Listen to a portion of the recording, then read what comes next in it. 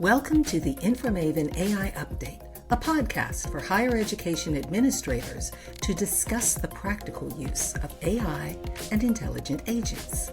I'm JD Mosley-Matchett, the founder and CEO of InforMaven, and this month our guest is Dr. Ruth Slotnick, the Director of Assessment at Bridgewater State University. To hear the entire interview, please visit informaven.ai.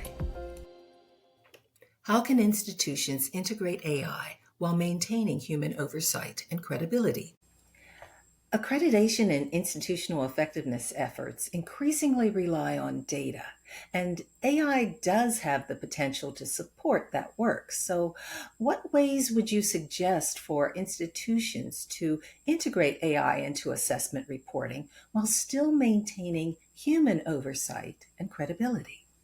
Well, I think it's a great question. I'm reminded of Laura Gambino's podcast, I believe on a different podcast that I listened to Laura talk about how even the NECHI Commission has their own sort of paid internal ChatGPT. I think we call them subscriptions now to the ChatGPT. And NECHI is using it for really deep dives into longitudinal analysis of, I would say, thousands and thousands and thousands of pages of self-studies, right? The reality is that we don't have paid researchers at the commission, undergraduate researchers or graduate researchers who are able to really look deeply into sort of trend analysis or coding data. So in some ways, it's kind of an exciting prospect for the commissioners themselves to think about how they use these tools for kind of a deeper analysis to look at kind of trend analysis at the commission level itself. And I applaud NECHI for already kind of experimenting kind of in an enterprise space and I'm very jealous because the enterprise space allows for a very different relationship with the technology, which I don't get because I can't afford $200 a month in the Office of Assessment.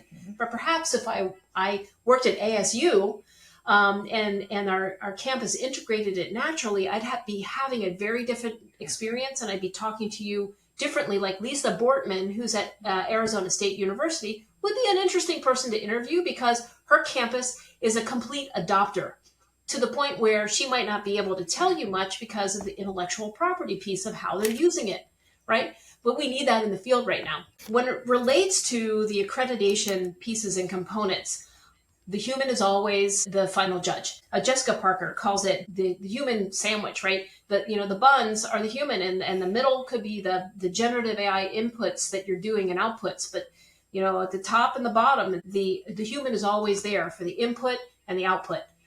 So when we think about the accreditation pieces, and I believe that you've had the wonderful Glenn Phillips on your podcast, and Glenn has probably already talked about, it is actually possible to think about how to use generative AI to measure against a set of standards.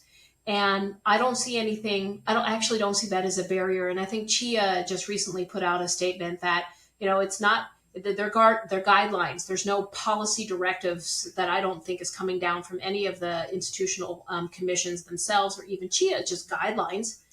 But, the human stays in the loop. However, if you could take a piece of writing that your institution has put together and you can say, now you feed it in and you say, where have I missed addressing a standard? Give me the strengths and weaknesses on this particular narrative of what I'm missing and or, am I addressing more description or am I actually providing an evidence-based narrative?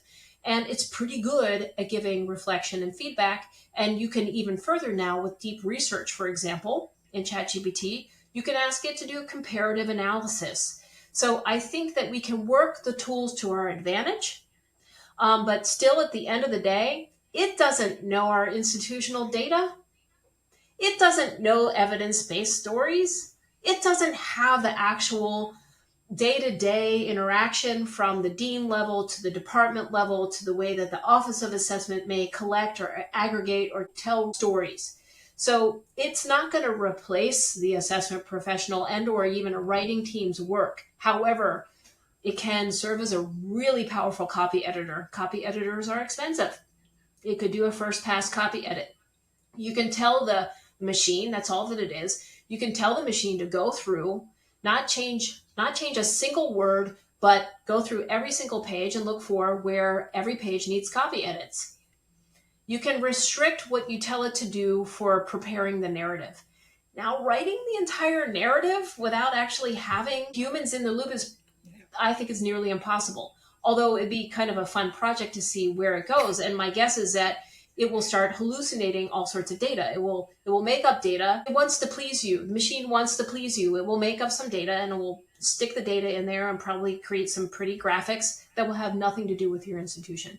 So all that to say is that I think that it could have a role as a tool in the work that we do on our campuses and the contributions the assessment person might have in any sort of accreditation writing components.